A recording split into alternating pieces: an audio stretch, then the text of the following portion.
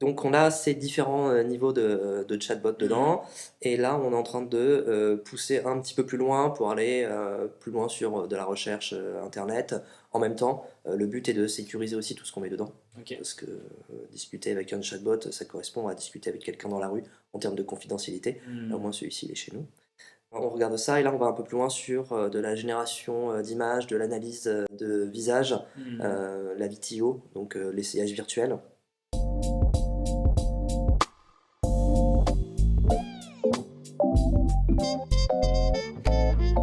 Bonjour à tous, bienvenue dans Product Leader Stories. Product Leader Stories, c'est la web-série qui vient se plonger dans l'univers des plus grands leaders du product management au sein des plus belles organisations françaises.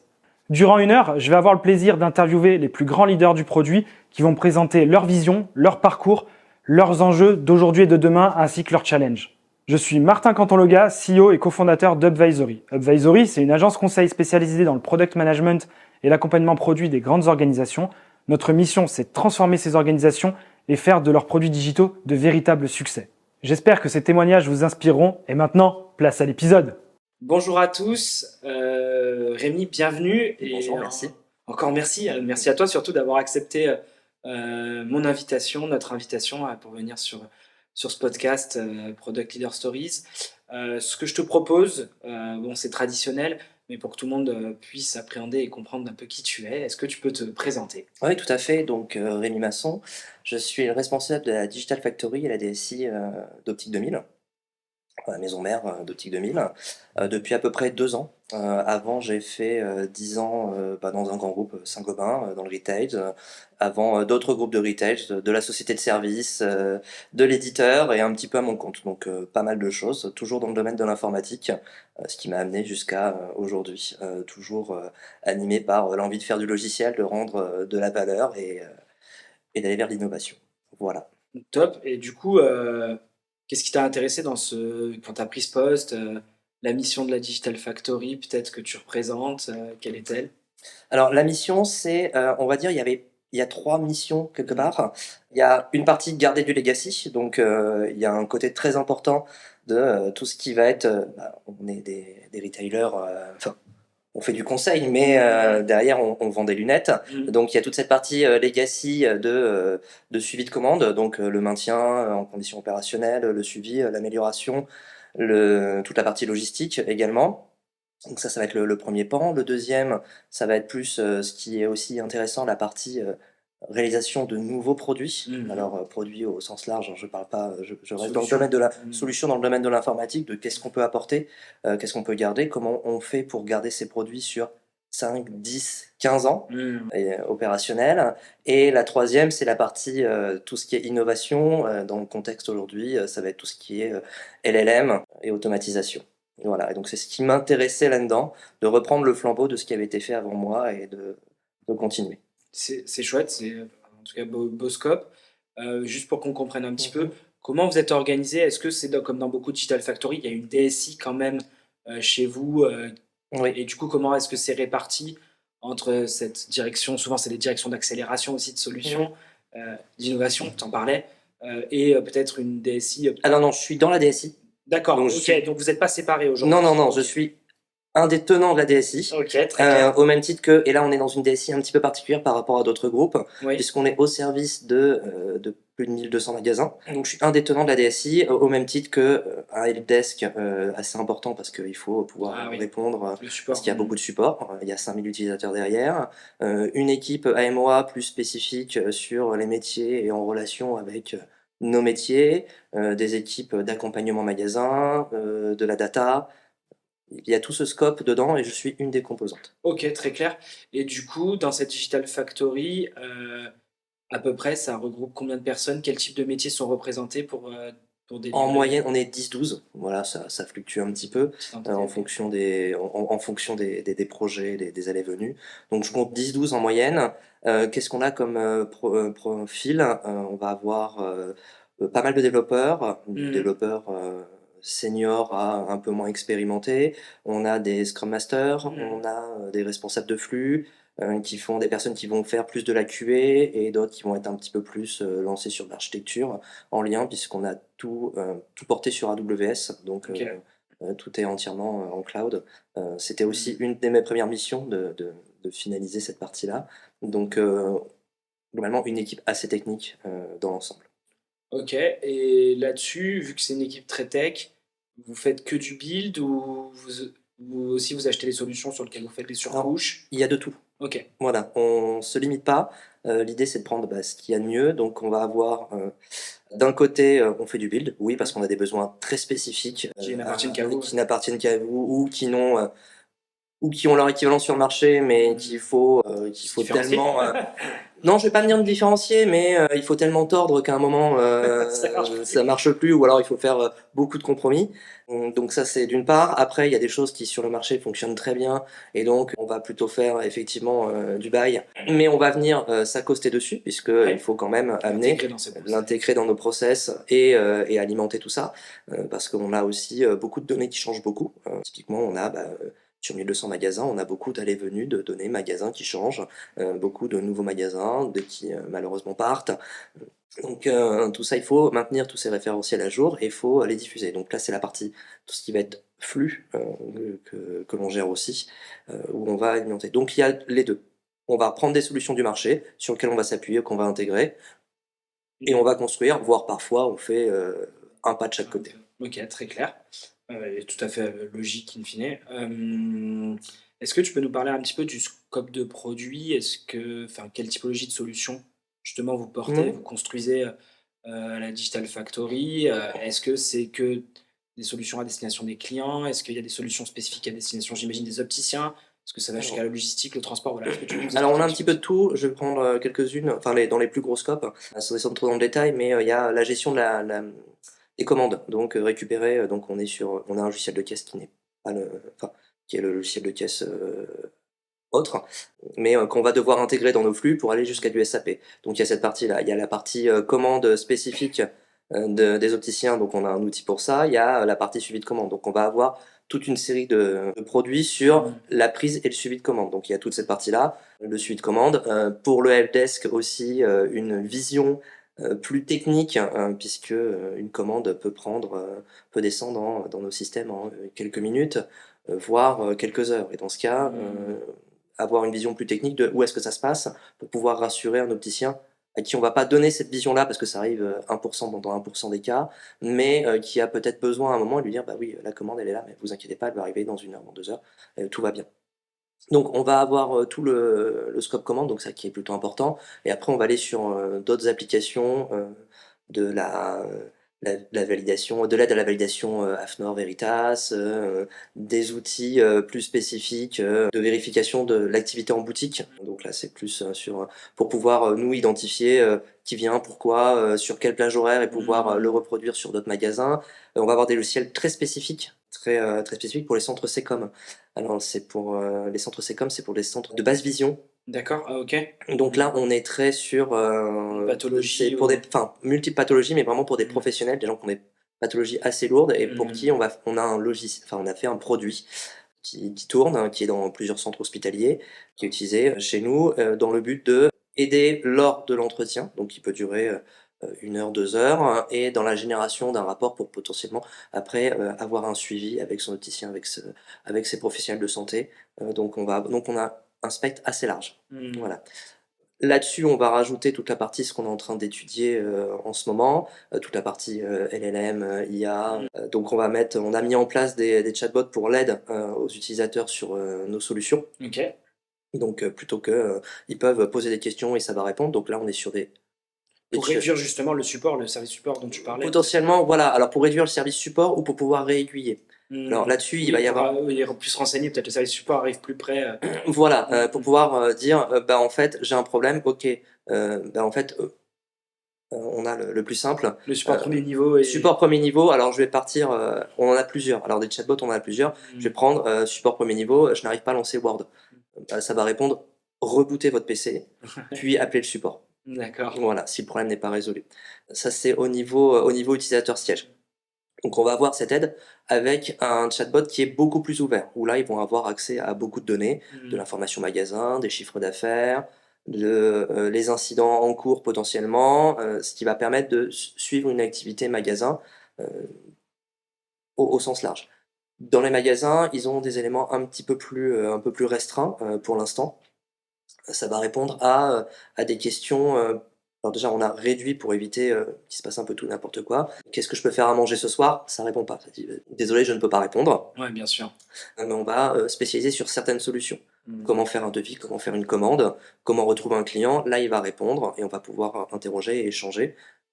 Pour les magasins, on a cette partie-là, dans le but de pouvoir retrouver facilement l'information, d'éviter d'appeler le helpdesk parce que potentiellement c'est plus facile d'avoir un petit compte-rendu plutôt que de lire une doc de 500 pages, d'avoir le petit compte-rendu qui va bien, ou de passer 2 minutes. Alors 2 minutes, c'est pas beaucoup, mais 2 minutes face à un client, c'est énorme. Donc à ce moment-là, pouvoir, et si on ne sait pas répondre, enfin si le bot ne sait pas répondre, à un moment il va débrancher et dire vous pouvez appeler le support à tel numéro ou faire un ticket ou ainsi de suite.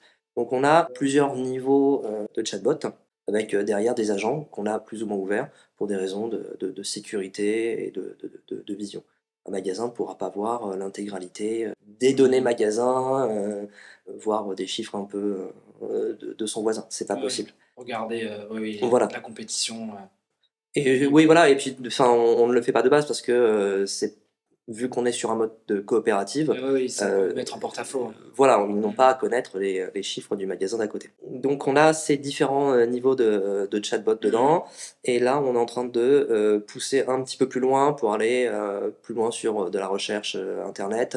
En même temps, le but est de sécuriser aussi tout ce qu'on met dedans. Ok. Parce que discuter avec un chatbot, ça correspond à discuter avec quelqu'un dans la rue en termes de confidentialité. Au moins celui-ci il est chez nous.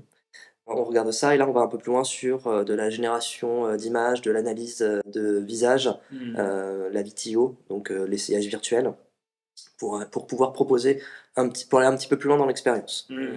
Donc c'est ce qu'on est en train de travailler. Alors c'est un POC pour l'instant, c'est seulement vous mettez à un moment, vous mettez votre webcam ou vous mettez une photo, on va vous dire vous avez un visage plutôt rond, ovale, cœur inversé.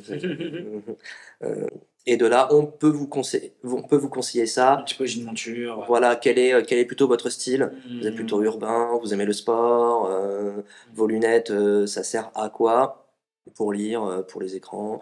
Et de là, on va pouvoir faire du conseil. Et ce vers quoi on veut aller, c'est potentiellement faire une intégration et dire, OK, au vu de votre forme de visage et de vos goûts, on vous conseille plutôt ce type de lunettes.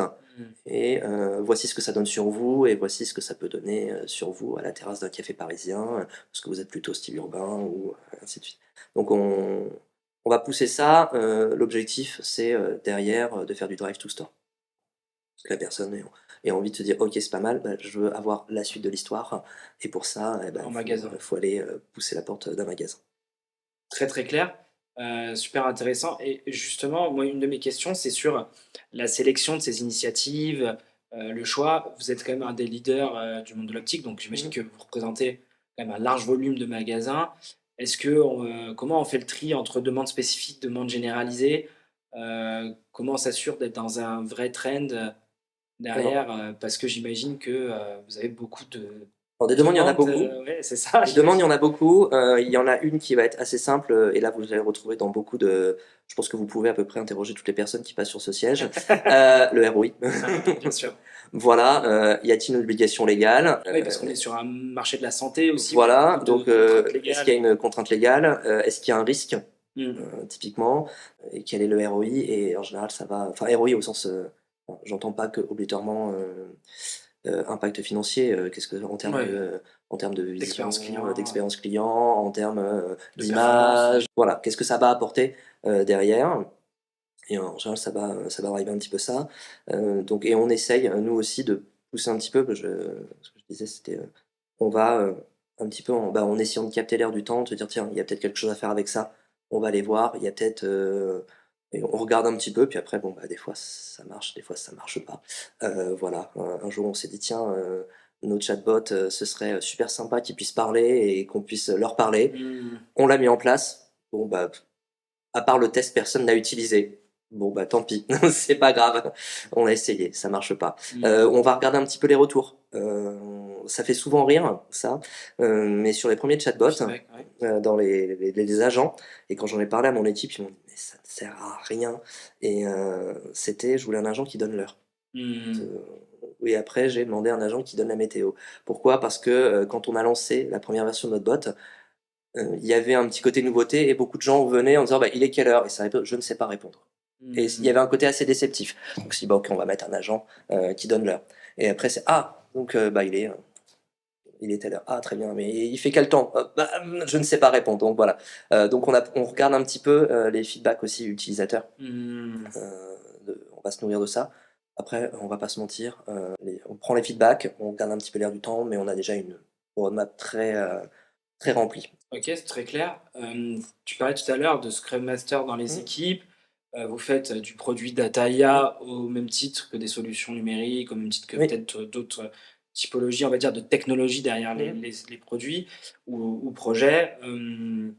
Justement, sur les méthodes de conception et après de delivery, est-ce que vous faites du mode projet, du mode produit, les deux? Est-ce que vous traitez la construction d'une IA comme vous traitez la construction d'un applicatif, Alors quel pas du qu'il tout. soit? Pas du tout. Voilà, preneur de ta vision. Voilà, là-dessus. pas du tout. Alors j'évite. Alors le mode projet, j'évite parce que j'ai plutôt une tendance à le À faire l'itératif et du. alors d'une part parce que le projet, c'est-à-dire que j'ai un input et que à un moment je vais sortir, on dit ok c'est bon, vous avez votre BL et c'est terminé. Ouais.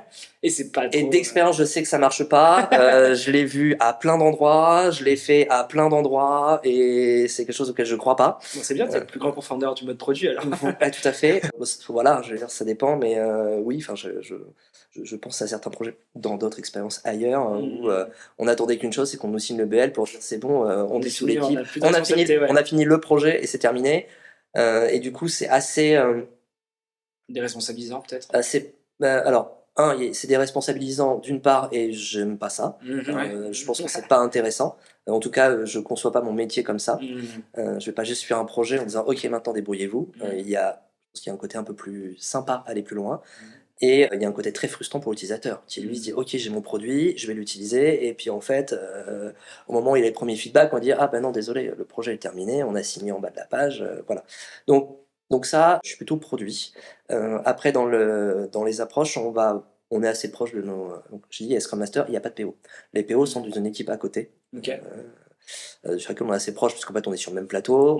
Donc dans la réalité on est sur le même plateau, on mange sur la même table à la même cantine, donc on est très proche. Il y a beaucoup de collaboration. Il y a beaucoup de collaboration, donc là-dessus, j'ai pas de soucis. Donc les sujets, on les voit arriver en amont. On va plutôt faire du mode produit pour une raison simple, c'est qu'on sait que ça va évoluer dans le temps. On sait qu'il va y avoir beaucoup de choses et bien malin celui qui est capable de me donner quelque chose en disant dans un an ça n'aura pas changé. Enfin, je le crois pas. Donc on va plutôt avoir cette approche produit et surtout dans le produit je veux que ça dure. Je suis pas un fan, alors ça fait dans mon équipe il faut refactorer ou il faudrait refaire le produit. J'aime pas, enfin je suis contre. Plutôt que de dire oui, comme tu disais. Non, puis plutôt que de dire à un moment on fait un cut et on refait tout le projet parce qu'on l'a pas entretenu, entretenons-le régulièrement et puis et faisons-le grandir. Après, il sera jamais parfait, je l'entends. Il y aura toujours de la dette technique, je l'entends. Mais de toute façon, si on refait tout, ce sera pareil et j'aurai le même problème. Donc essayons de garder les produits sur la durée, de le faire évoluer petit à petit. Et on s'aperçoit que si on le fait évoluer, en fait, on va tourner dessus et on va intégralement le réécrire régulièrement. Puis on crée de la richesse en fait, voilà. La fonctionnalité qui s'ajoute. Voilà, on va rajouter une fonctionnalité à droite, à gauche, et voilà. Et puis en fait, on s'aperçoit que tiens, il faut faire tel élément et sur le principe, le pattern du Boy Scout. Tiens, si on travaille sur cette partie-là, on va en profiter, on va faire une montée de version, on va faire un peu de refactoring sur cette zone-là, et puis à force, quand on aura tourné, on aura tout revu. Donc je suis plutôt sur une notion de produit là-dessus. Donc ça c'est dans le cas d'un projet, on va dire classique. Standard. Voilà, standard. Après il y en a d'autres, on va avancer un petit peu. Toute la partie IA, je disais POC, LLM, les chatbots, ça a été plutôt fait en interne. On s'est dit tiens il y a quelque chose à voir, il faut regarder, essayons. Et donc là, c'était plutôt par petite itération. Et puis, à un moment, c'est plus pour avoir, au moment où on vient nous voir en nous disant, ah, il y a quelque chose qui arrive. En ce moment, il y a de l'IA, il y a des choses, il y a ceci, il y a cela. Être capable de dire, ok, on a regardé, on a déjà des choses à vous proposer. Parce que potentiellement, on va venir nous voir en nous disant, qu'est-ce que vous avez comme idée, qu'est-ce que vous pouvez proposer, voilà, donc être capable de Être force de répondre, proposition. voilà, surtout en position. On est dans un monde qui est pas fermé, et quand le métier vient me disant tiens, j'ai vu ça, c'est parce qu'il l'a vu à l'extérieur chez quelqu'un Ouais, d'autre, bien sûr. ou que quelqu'un lui a fait une proposition commerciale dans ce sens-là. Mmh. Donc, être capable de, alors, peut-être pas répondre, hein, on en revient, Oui, million oui, bail, le hein, go, il n'y a pas de souci. Mais au moins qu'on sache un petit peu répondre, qu'on ait potentiellement pu déminer 2-3 éléments, Mmh. en disant bah, faites attention à ceci, à cela, par rapport à notre contexte, et puis d'y aller. OK, très clair, très clair. Là, ce que tu disais, c'est aussi que vous avez une équipe à taille humaine. Oui. Comment vous faites, justement pour maintenir du perpétuel, comme tu le disais, sur pas mal de produits et à engager de nouvelles initiatives? J'imagine que c'est aussi un défi pour toi Oui, à équipe alors là, constante. c'est à équipe constante, mais du coup, on a j'ai un DSI qui laisse faire. OK. Donc on a, il y a un peu de temps qui est laissé pour ça, Mmh. on le sait, et je vais l'introduire au fur et à mesure, j'ai des sprints, Ouais. et globalement, on connaît Vélocité, ouais. notre vélocité, et au-delà de ça, pour que ça parle un peu plus, on connaît notre cheminement classique. On Mmh. va être capable, donc, qu'il y ait 2 gros projets sur des produits, on va dire ça, enfin Mmh. 2 grosses phases Du build, d'évolution, ouais, vraiment un build ou quelque chose de vraiment nouveau sur mmh quelque chose d'existant, et, et maintenir en run, un run, on garde un filet de gaz sur du run. Voilà. Là-dessus, on va venir rajouter un petit peu de projet à nous, d'interne, sur plutôt, on va mettre ça sur la partie maintenance. Donc ouais, il y a la partie maintenance des applications que bien l'on sûr. fait. Il faut revoir notre CI/CD, il faut Mmh. faire, on n'a pas parlé, mais il y a toute la partie FinOps aussi Ouais. à gérer, parce que sinon ça peut très vite partir. Mmh. Et on va tester quelques solutions de temps en temps. En ce moment, on regarde différents éléments. On va plutôt piocher plutôt dans de l'open source ou des choses, et puis on regarde ce qu'on peut faire avec. Voilà. OK, très clair. Est-ce que, du coup, dans la manière de délivrer ou de penser, ces solutions, Mhm. en discovery et cetera, est-ce que vous avez des pratiques particulières? Est-ce que tu as même par rapport à tes expériences Mhm. précédentes, peut-être que tu as des convictions que tu as mises en place, ou au contraire, tu t'es dit: «On reste sur, un standard» Non, et alors je ça suis t'a assez permis de ouvert. décoller vite?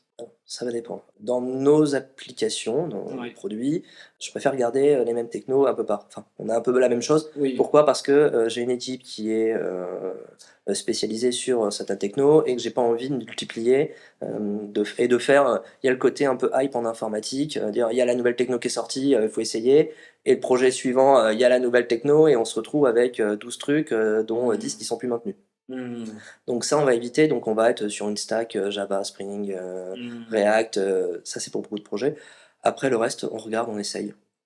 Des fois, on n'a pas le bon, on bifurque, et on regarde. Voilà, il y a quelques temps, on s'est dit tiens, qu'est-ce qu'on peut faire? On en a parlé un moment, N8N. On s'est dit, Mmh. bon, ça marche. Enfin, pour notre équipe, est-ce qu'il y aurait un intérêt? Ouais, vous avez étudié le cas Bah, d'usage, on va mettre une instance, et puis on va regarder. Et puis en mmh. fait, on s'est aperçu que maintenant, il y a des flux en prod. On se dit bon, bah ok, ça marche alors. Mmh. Voilà.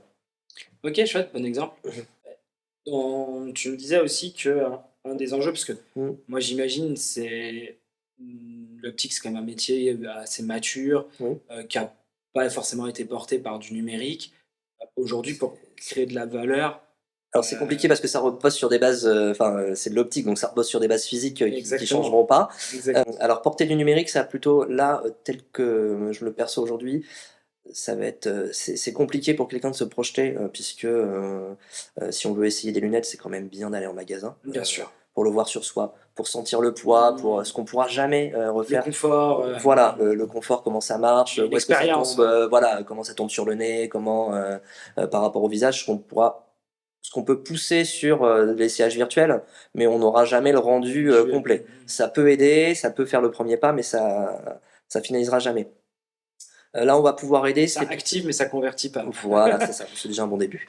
Là, on va pouvoir aller plus loin, enfin, ce qu'on va plutôt proposer, là, c'est plutôt sur la data, c'est de Mmh. se dire, ok, et là, c'est ce sur quoi on travaille aussi, c'est de se dire: «OK, bah, vous êtes client chez nous, très bien, mais vous pouvez vous retrouver toutes vos infos sur votre application mobile, donc dans Ouais. votre poche, les factures, les rendez-vous, la petite alarme pour se dire», parce qu'en plus on est sur un marché où on change pas souvent. Hein, une paire de lunettes, c'est Ouais, renouvelé bien sûr. tous les... 3 ans, non? 3... c'est 2 ans et demi en moyenne. Enfin, 2 ans et demi. c'est tous les 2 ans. Et Mhm. le temps de prendre le rendez-vous, de passer chez l'ophtalmo, Mhm. comptez 2 ans et demi. Ouais, Voilà, en moyenne. Donc ça va être toute cette partie-là d'essayer de retrouver, d'avoir l'info client et au même titre, pour quand vous passez à la porte du magasin d'optique, bah, si vous avez été essayer faire un peu d'essayage virtuel, au moment où l'opticien vous voit, que lui aussi puisse le savoir. Dire, bah tiens, telle personne elle est intéressée par, elle a regardé tel type. Telle marque ou tel type, c'est que ça l'intéresse déjà. Enfin, elle a donc ça peut aiguiller. Donc on va plutôt être là-dessus, sur la donnée client, d'un côté pour donner plus de visibilité à nos clients et de l'autre, échanger plus avec l'opticien. Claire, peut-être petite question. Vous avez aussi le métier de l'audio, on n'en a pas parlé. Est-ce que du coup, quand on transfère sur un autre métier comme ça, de l'optique à l'audio, est-ce que c'est ISO? Est-ce qu'il y a des ponts entre les deux métiers? Ou est-ce que c'est un nouveau terrain de jeu complètement Alors, différent et il faut repartir presque de il y a des zéro? ponts, mais c'est pas les mêmes métiers, Ouais, donc c'est pas les mêmes personnes. ouais. Voilà, donc, Mhm. Personne, tu dis client final, c'est ça? non, le Ou... client final est le même, hein, en Ouais, fait. Hein. Non, mais c'est enfin, plus de personnes. si vous avez besoin de lunettes, vous allez voir un opticien. Si vous avez besoin d'appareils auditifs, vous allez voir un audioprothésiste. Liste, ouais. C'est Et du pas, coup, c'est pas la même donc c'est pas les cotation. mêmes. Après, souvent, les éléments sont liés parce que on va le retrouver. Bah, Retail, métier c'est scientifique, métier scientifique. Non, d'appareillage. mais l'appareillage, parce que Ouais, souvent l'appareillage, l'appareillage. il va être mis dans les branches de lunettes, parce que potentiellement l'âge aidant, on est sûr pour beaucoup. Je vais Personnes prendre, âgées, je bien pense à sûr. mes parents Ouais, bien typiquement, sûr. et je pense que c'est pour beaucoup d'entre nous. À un moment, bah, c'est les mêmes personnes qui ont besoin. Des lunettes Avec et des l'âge, on lunettes. a besoin de lunettes, et l'âge aidant un petit peu, on a besoin d'appareils auditifs. Mm. Donc là, on va retrouver. Après, c'est deux métiers différents, mais on peut. Du coup, nous, on a ce qu'on s'appelle des corners. Et donc, Mm. ça va être. Bah, quand la personne vient pour ses lunettes, on peut lui dire il y a aussi des appareils auditifs. Ça peut être le premier pas aussi, parce que l'appareil auditif, on a encore. Enfin, beaucoup de personnes ne sont pas appareillées. Il y a encore un petit Ouais. peu. Oui, c'est pas comme l'optique en France qui est plus mature, peut-être. Voilà, et puis on voit très bien, ça gêne personne de mettre des lunettes depuis l'âge de 6 ans. Mhm. À un certain âge, mettre un appareil auditif. Ouais. Voilà, il y a encore un petit peu de. Oui, c'est pas Pour, aussi pour certains, assumé. Ouais. c'est pas aussi assumé, c'est pas aussi. Puis on s'en rend pas bien compte obligatoirement tout de suite. Donc il va y avoir cette partie-là. Donc non, c'est pas les mêmes métiers après. Ok. Et vous qui êtes en charge du coup de, on va dire, innover sur l'expérience client, expérience magasin, etc.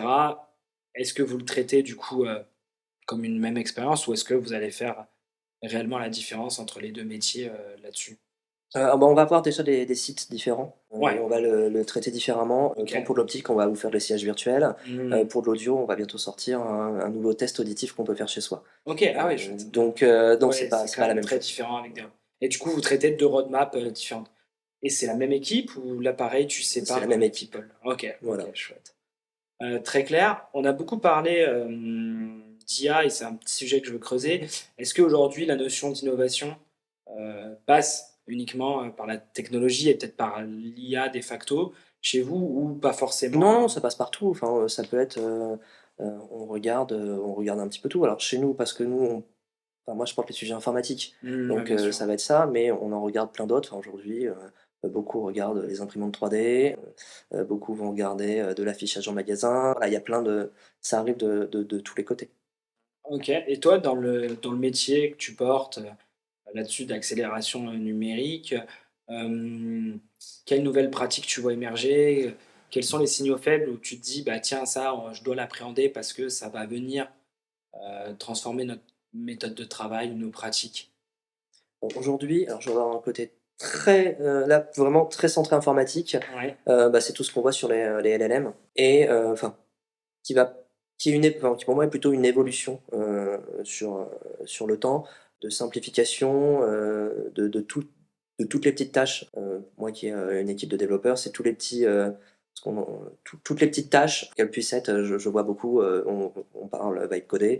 C'est comment aujourd'hui se pose la question, comment je vais pouvoir aller un peu plus loin et Ouais. automatiser tout ça? On regarde pour, vu qu'on fonctionne toujours beaucoup par tickets, se dire, bah, OK, les petits tickets, on s'en occupe plus parce que ça prend du temps, Ouais. tout en gardant en tête que voilà, en fait, le but n'est pas de réduire le truc, mais c'est pouvoir délivrer plus vite Bien sur des sûr, petites plus choses. performant. Voilà, quand on nous demande est-ce que vous pouvez changer le wording du bouton, bah, en fait, j'ai pas envie de mettre quelqu'un pendant une demi-heure et relivrer. Ça Mmh. peut être automatisé et donc je préfère qu'il fasse autre chose et qu'il aille, Créer plus de valeur, hein. créer, voilà, aller chercher, l'IA va, supprimer toutes les petites tâches, À moins de grande valeur ajoutée, ouais. voilà, de peu de valeur ajoutée. Alors, Mmh. bien qu'un wording peut avoir de Bien l'importance, sûr, sur la mais compréhension, c'est la sur définition le du mais wording voilà, qui est c'est, la valeur, hein. L'implémenter, voilà, ensuite. l'implémentation, c'est très simple. Alors je pense Mmh. ça, on peut aller un peu plus loin, aussi. Donc c'est surtout cette partie-là que je vois, arriver et s'améliorer vraiment, autant, dans le temps, sur des algorithmes, ça répondait à côté. Là, ça va plus loin. Je vois des petites, un peu à droite à gauche, des tests, hein, qui Mmh. arrivent, qui commencent à être matures. Donc, on va se poser là-dessus un peu plus pour pouvoir vraiment l'industrialiser et qu'on puisse traiter plus rapidement les petites demandes et s'axer plutôt sur les plus grandes. Dans le sens où, si on regarde sur l'histoire humaine, à chaque fois qu'on a pu aller plus vite, on en a profité pour aller plus loin. Mmh. Donc, aller plus loin dans nos projets. Comment on fait un projet plus important, retravailler un peu plus, tout ce qui est la partie design parce que c'est important. Mmh. Aller un peu plus loin dans l'échange de la donnée, un petit peu plus loin dans les échanges de données, la sécurisation et plutôt garder cette partie-là. OK, très clair. Et j'aimerais avoir ton avis, ta vision. Moi, c'est quelque chose qui est très actuel, que je remarque chez beaucoup de clients sur la notion, d'LLM.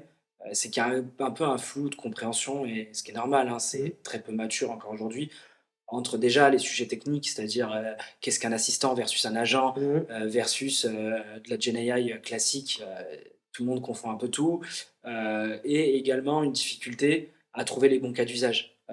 Oui. Ah Où oui. les gens confondent machine learning, Gen AI et cetera, et alors que derrière, il y a de l'IA, c'est de l'IA, mais c'est des typologies d'IA Mmh. différentes et du coup, une difficulté aussi à se dire: «Ce cas d'usage est pertinent pour, le Alors déployer, le IAiser» entre guillemets.